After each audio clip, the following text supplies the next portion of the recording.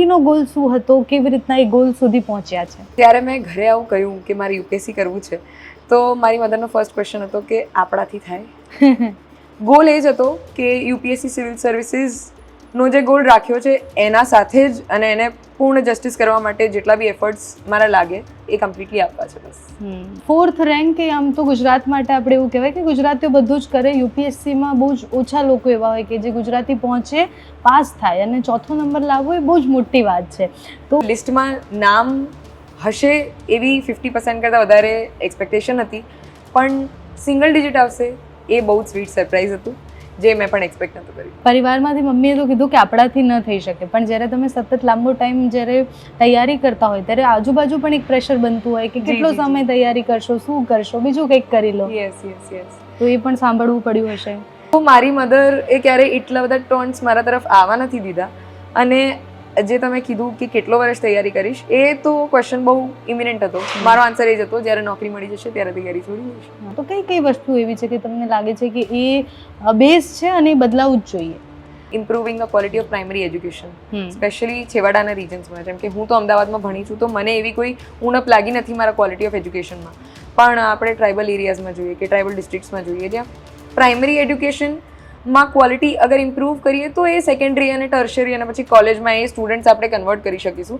જે યુથ જે છે આપણું ફાઉન્ડેશન છે ડેવલપમેન્ટનું, તો એમને શરૂઆતથી જો આપણે સ્કિલ્સ અને કેપેબિલિટીઝ એવી કલ્ટિવેટ કરીએ તો એ વિકસિત ભારતમાં બેટર કોન્ટ્રીબ્યુશન આપી શકશે. અને કોણ કહેતા હૈ આસમાન में सुराख नहीं होता, एक पत्थर तो तबीयत से उछालो यारो.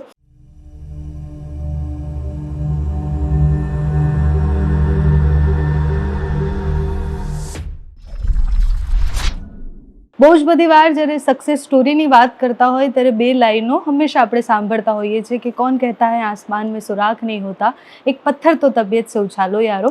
અને એવું જ હોય છે જ્યારે તમે મહેનત કરો અને તમને ખબર હોય કે તમારો ગોલ કયો છે અને તમે એ દિશામાં મહેનત કરતા હોય તો બધું આસાન થઈ જાય છે, મહેનત સફળ થાય છે.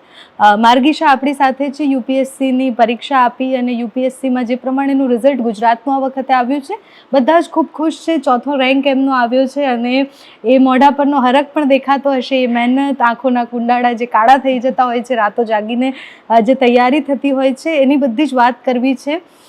એક ગોલ નક્કી કરવો અને એ ગોલ તરફ આગળ વધવું, એ સંઘર્ષની કહાની બહુ જ બધા લોકોની સેમ જ હોય છે કે અમે આટલા વર્ષથી તૈયારી કરતા હતા, આ રીતના મહેનત કરતા હતા.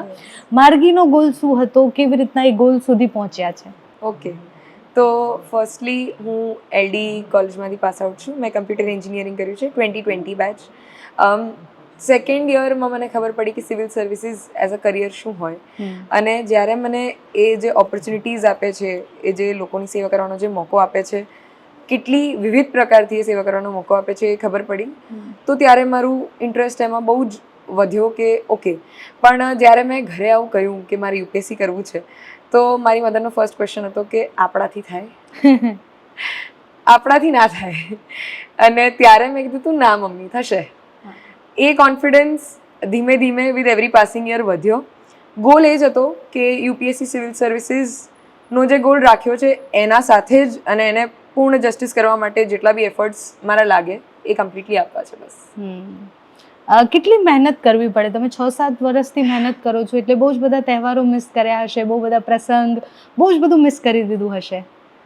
તો આ મારા રિલેટિવ્સની ભાષામાં હું કહેવા માંગીશ કે માર્ગી ઈદનો ચાંદ જે ના દેખાય. મારા નેબર્સ કે તું ખાલી નવરાત્રિમાં દેખાય, અને એ પણ વોચ પહેરીને આવવાવાળી અને 1 કલાક જોઈને જવાવાળી, એ પણ 9 દિવસમાંથી 2 દિવસ. તો જ્યારે એવા બધા પ્રસંગો આવે જ્યાં હું ક્યારેય ના દેખાઉં. મારી સાથે એક બનાવ બન્યો કે હું લિફ્ટમાં હતી, મારા નેબર હતા. મેં એમને પૂછ્યું સર તમારો ફ્લોર? એમને કીધું 4th, હું તમારી બાજુમાં જ રહું છું. તો બાજુવાળા પણ નથી ઓળખતા, હું એમને નથી ઓળખતી, એ મને નથી ઓળખતા, એટલી હું ઘરમાં રહેતી હતી.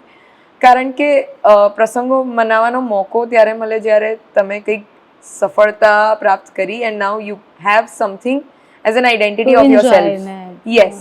તો એ આઈડેન્ટિટી બનાવવામાં ટાઈમ લાગ્યો આ 6-7 વર્ષનો.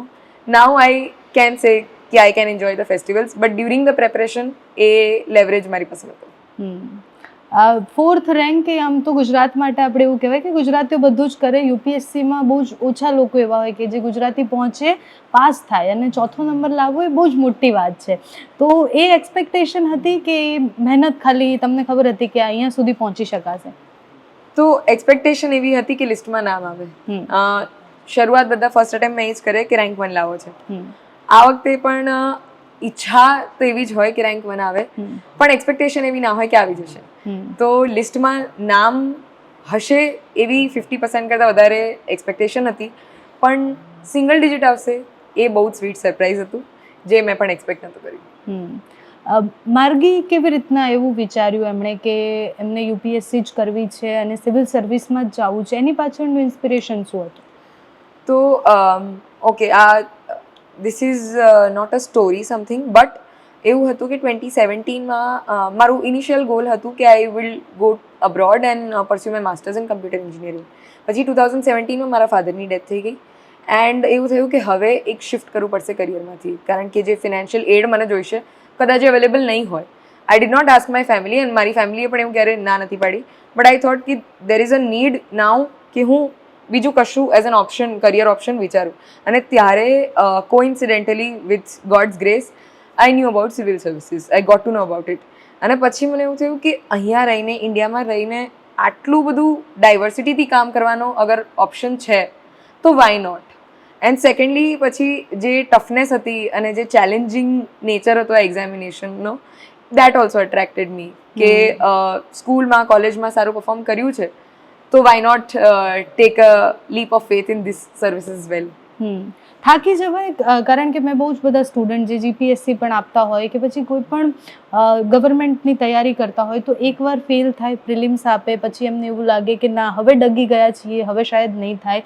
તો એ ચક્ર જે આખું છે બહુ જ સંઘર્ષવાળું રહે છે. તો એમાંથી કેવી રીતના મતલબ પસાર થવાય? એકવાર ઇન્ટરવ્યૂ સુધી પહોંચવું એ બહુ જ મોટી વાત હોય છે. તો સૌથી પહેલાં તો એક્સપેક્ટ કરવું કે આ ઇઝી હશે, દેટ ઇઝ રોંગ. તમે એન્ટર જ આ પ્રોસેસમાં એવી રીતે થાઓ નોઈંગ કે this is going to be very very difficult. જો એ માઇન્ડસેટ છે તો પહેલાં પછી નિરાશ થવાનો તો ઓપ્શન જ નથી, કારણ કે પહેલામાં પાસ થઈ જવું, that is you have got to be very hardworking and very fortunate at the same time. તો એટલે એવી એક્સપેક્ટેશન નથી કે હું પહેલામાં જ થઈ જઈશ અને everything is going to be very rosy. I was prepared for the hard work that it would entail. અને સેકન્ડલી થર્ડ એટેમ્પમાં મારું ફર્સ્ટ ટાઈમ પ્રિલિમ્સ ક્વોલિફાઈ થયું હતું, તો that સર્વડ as a beacon of hope કે ઓકે એક સ્ટેજ થયું છે તો કદાચ નેક્સ્ટ ટાઈમ નેક્સ્ટ પણ થઈ જશે. તો એટલે પહેલાં બીજા પછી ગીવઅપ કરવાનો એઝ સચ મારા દિમાગમાં ઓપ્શન જ નહોતો. અચ્છા, તો પરિવારમાંથી મમ્મીએ તો કીધું કે આપણાથી ન થઈ શકે, પણ જ્યારે તમે સતત લાંબો ટાઈમ જ્યારે તૈયારી કરતા હોય ત્યારે આજુબાજુ પણ એક પ્રેશર બનતું હોય કે કેટલો સમય તૈયારી કરશો, શું કરશો, બીજું કંઈક કરી લો. Yes yes yes. તો એ પણ સાંભળવું પડ્યું હશે. તો જ્યારે કોર ફેમિલીનો સપોર્ટ હોય ને ત્યારે આજુબાજુવાળાઓના જે બી કોમેન્ટ્સ હોય એ તમારા તરફ એક કુશન પછી આવે. પેરેન્ટ્સ એ વસ્તુઓ સાંભળી લે અને આપણા સુધી ના આવવા દે. તો મારી મધર એ ક્યારેય એટલા બધા ટોન્ટ્સ મારા તરફ આવવા નથી દીધા. અને જે તમે કીધું કે કેટલો વર્ષ તૈયારી કરીશ, એ તો ક્વેશ્ચન બહુ ઇમિનેન્ટ હતો. મારો આન્સર એ જ હતો, જ્યારે નોકરી મળી જશે ત્યારે તૈયારી છોડી દઈશ. અને આ ગોલ પાછળના બહુ જ બધા રીઝન પણ હશે તમારા, કે તમારે કંઈ ચેન્જ કરવું હશે.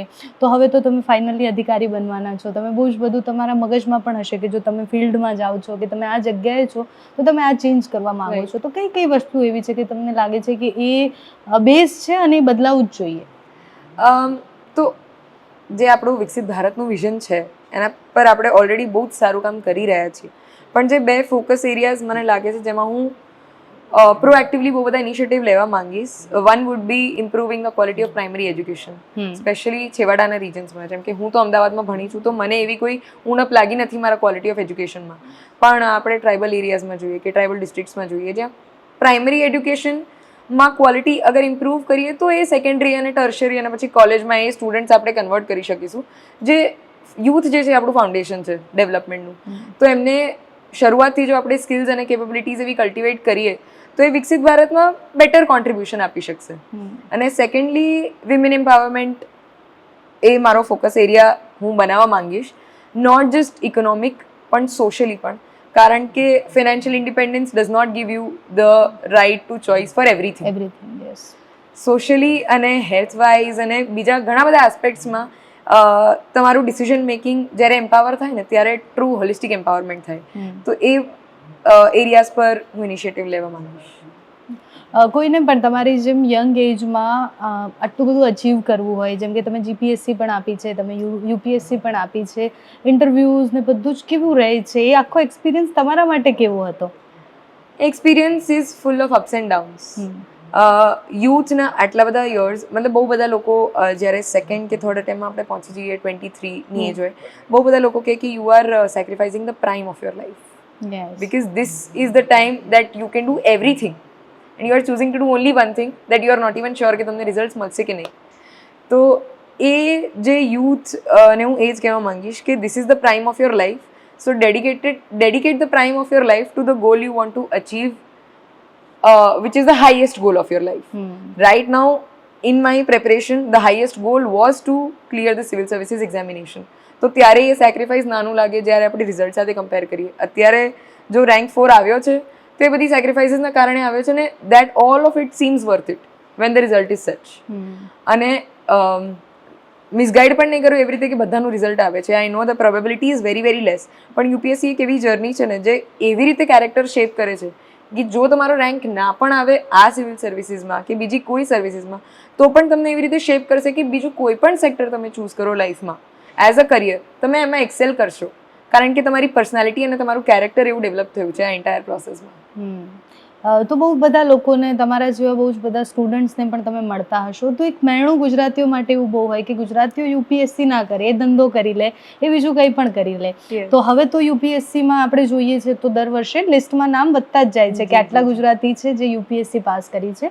તો શું લાગે છે હજી નંબર્સ વધશે? ગુજરાતીઓએ કેવી રીતના, મતલબ ગુજરાતી સ્ટુડન્ટ્સે કેવી રીતના વધારે યુપીએસસીમાં એમાં ધ્યાન દેવું જોઈએ? નંબર્સ તો વધી રહ્યા છે અને institutions like SPIPA are playing a very good and major role. કે ગવર્મેન્ટનો, સરકારનો સપોર્ટ હોય ને તો એ પોલિટિકલ વિલ જ્યારે દેખાય ત્યારે લોકોમાં પણ એ ચેન્જ આપણે જોઈ શકીએ. બીજું અવેરનેસ જે છે એ વધી રહી છે. દિલ્હી અને ગુજરાતમાં આપણે કમ્પેર કરીએ તો ત્યાં સિવિલ સોસાયટીઝ હોય છે ઓલરેડી કોલેજીસમાં. હવે આપણી પણ કોલેજીસમાં એવી ઇન્સ્ટિટ્યુશન્સ, એવી એસોસિએશન્સ ડેવલપ થઈ રહી છે. ફોર એક્ઝામ્પલ એલડીમાં હું પોતે એલડીસી યુપીએસસી સ્ટુડન્ટ એસોસિએશનનો પાર્ટ હતી અને પછી એક સમય પર વાઇસ પ્રેસિડેન્ટ પણ હતી. તો ત્યારે અમે જોયું કે સિવિલ સર્વિસીસ એઝ અ કરિયરની અવેરનેસ બહુ ઓછી છે. તો એ અવેરનેસ ધીમે ધીમે ડેવલપ થઈ રહી છે અને એકવાર અવેરનેસ આવી ગઈ પછી હાર્ડવર્ક કરવા તો બધા રેડી છે, ચાહે બિઝનેસમાં કે સિવિલ સર્વિસીસમાં, બધામાં મહેનત તો જોઈએ જ છે. બસ એક પાથ ડિસાઇડ કરવાનો હોય છે. તો હવે ઘણા બધા લોકો બિઝનેસ સિવાય સિવિલ સર્વિસીસને એઝ અ પાથ પણ જોઈ રહ્યા છે. કારણ કે બહુ જ બધી વાર આપણે તો એવું જ સાંભળ્યું છે કે અધિકારીના દીકરા જ અધિકારી બને, કારણ કે એમને તો ઘરેથી જ ટ્રેનિંગ મળતી હોય છે. છેલ્લો સવાલ છે કે આ વખતના ઇન્ટરવ્યૂમાં કેવા પ્રકારના સવાલો પૂછાયા હતા? તમારા માટે શું ટફ હતું એમ આ જર્નીમાં, આ વખતે તમે જે પરીક્ષા આપી એમાં? તો આ વખતનો ઇન્ટરવ્યૂ મારો બહુ જ ઓપિનિયન બેઝડ હતો, બહુ જ ડિસ્કશન બેઝડ હતો. એમાં મારો ઓપિનિયન અને એના પર discussion was the focus, no facts as સચ.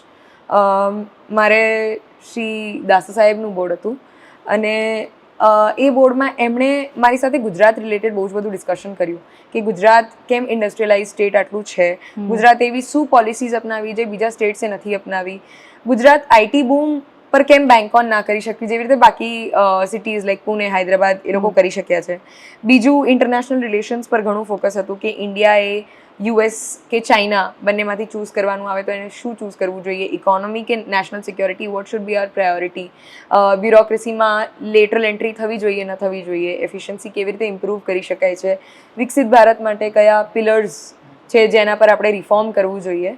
અને મારી હોબી હતી રીડિંગ, તો એના ઉપર 2-3 સવાલો આવ્યા. તો મારો interview was a mix of deaf end current affairs and the overall awareness that I should have about India and the world.